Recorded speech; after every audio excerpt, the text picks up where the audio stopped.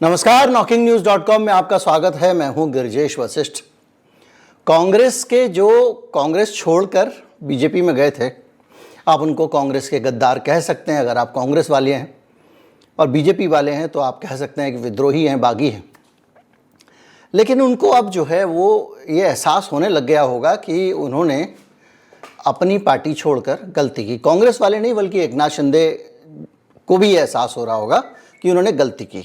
अब एक दोबारा से बड़ा झटका बीजेपी ने दिया है और एक संदेश दिया है कि जो हमारा कार्यकर्ता है, पुराना कार्यकर्ता है, वो हमारे लिए प्रायोरिटी है।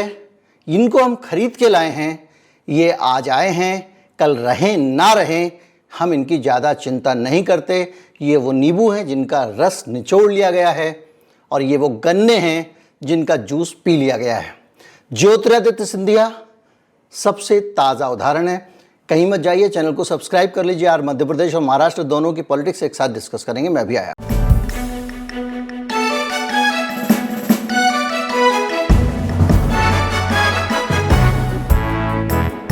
हमने मध्य प्रदेश के हालात पर एक वीडियो बनाया था और ये बताया था कि किस तरह से मध्य प्रदेश में सबसे बड़ी दिक्कत ये है कि शिवराज सिंह को हटा नहीं सकते।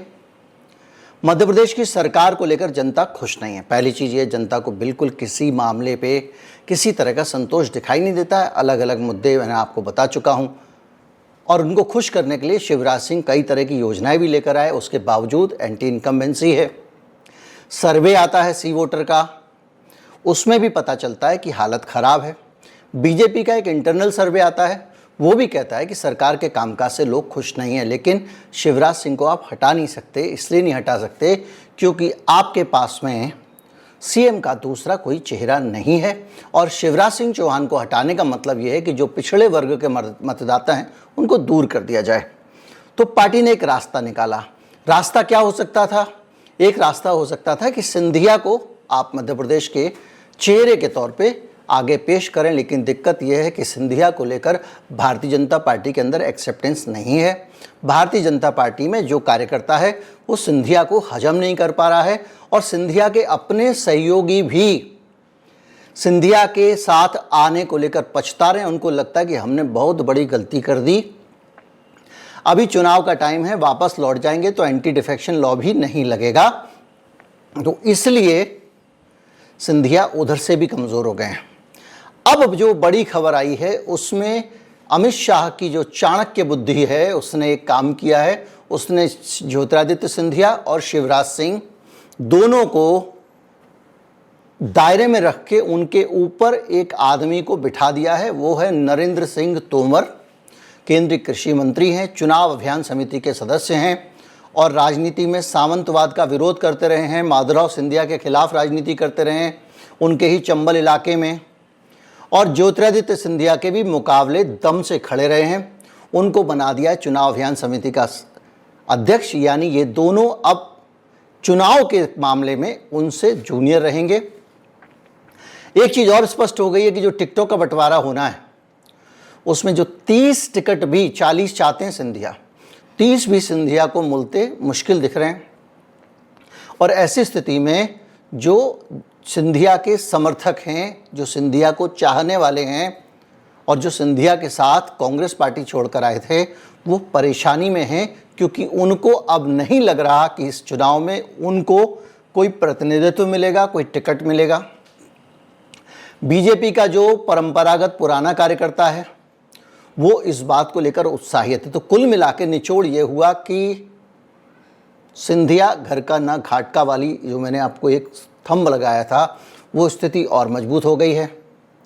और अब अपनी पार्टी में तो जबरदस्त, अपनी पार्टी मतलब अपना गुट, जो ज्योतिरादित्य सिंधिया गुट है, जो ज्योतिरादित्य सिंधिया के लॉयल हैं, जो कांग्रेस छोड़कर ज्योतिरादित्य सिंधिया के साथ बीजेपी में आए थे, वो सब के सब सिंधिया से नाराज हैं क्योंकि इतने दिनों के बाद भी सिंधिया उनको सम्मानजनक स्थान दिलाने में नाकाम रहे हैं। और खुद ज्योतिरादित्य सिंधिया भी इस बात को लेकर नाराज हैं कि वो जो सपना लेकर आए थे वो उनको पार्टी में नहीं मिला। पिछले दिनों आप सोचिए कि नरेंद्र सिंह तोमर को उनके सर पर कब बिठाया गया है, जब 2 दिन पहले अमित शाह सिंधिया से मिले और सिंधिया ने जोश दिखाना शुरू कर दिया, यहाँ भाग वहाँ भाग। उनको अपने साथ दिल्ली लेकर आए, उनको कई बातें समझाई बुझाया गया होगा, जो भी रहा होगा। उसके बाद वो अपने चुनाव क्षेत्र में चले गए, तरह तरह के बयान देने लग गए, टिकट बंटवारे को देकर बयान देने लग गए। राष्ट्रपति आई, महल में स्वागत कर रहे हैं अपने।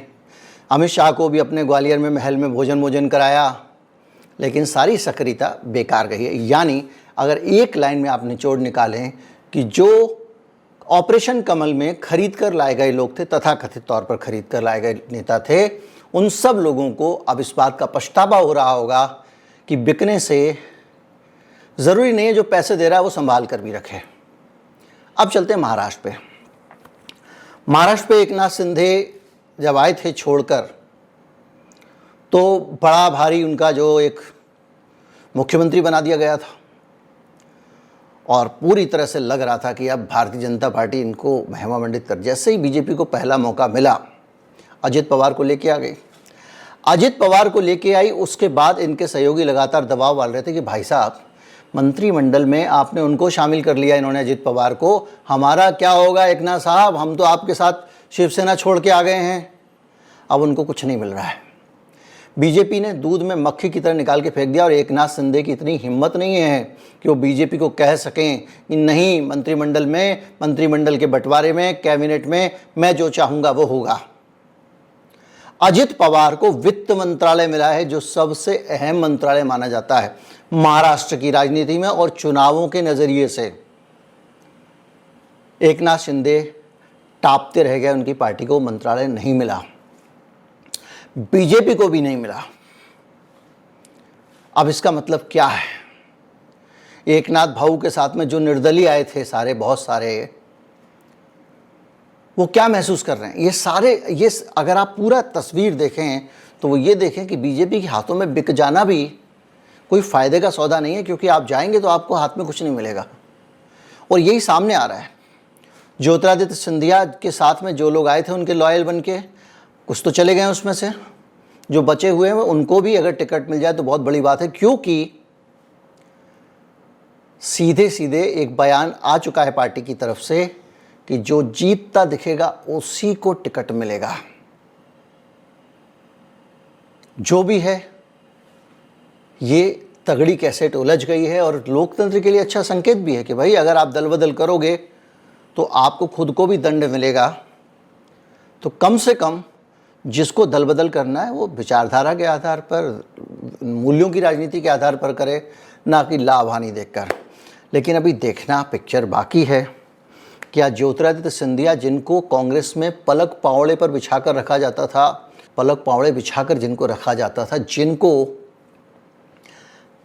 राहुल गांधी के निजी मित्रों में जिन शुमार थे, जो राहुल गांधी के घर में कभी भी आ जा सकते थे, वो ज्योतिरादित्य इतना उपेक्षित, और जितनी ज़्यादा मक्खनबाजी उनको यहाँ करनी पड़ रही है, खड़े हो जाते हैं अमित शाह के सामने भोजन खिलाते हुए, ये करते हुए, वो सब करने के बाद भी जो उनकी उपेक्षा की स्थिति है, जहाँ वो अपने आप को समझते थे, जिसकी वजह से वो पार्टी छोड़ के गए थे, तो कांग्रेस उनको यहाँ ले रही थी, इन्होंने तो उनके भी नीचे रख दिया है।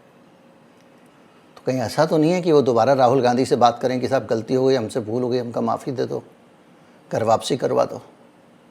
राजनीति में कुछ भी संभव है और 2024 आने में अभी थोड़ा वक्त है, चीज़ें बदल भी सकती हैं। नमस्कार, जय हिंद। वीडियो ज़्यादा से ज़्यादा लोगों तक पहुंचाएं। अगर पसंद आया हो तो, सदस्य बनना चाहते हैं तो मेंबरशिप ले लें, ज्वाइन बटन दबा दें।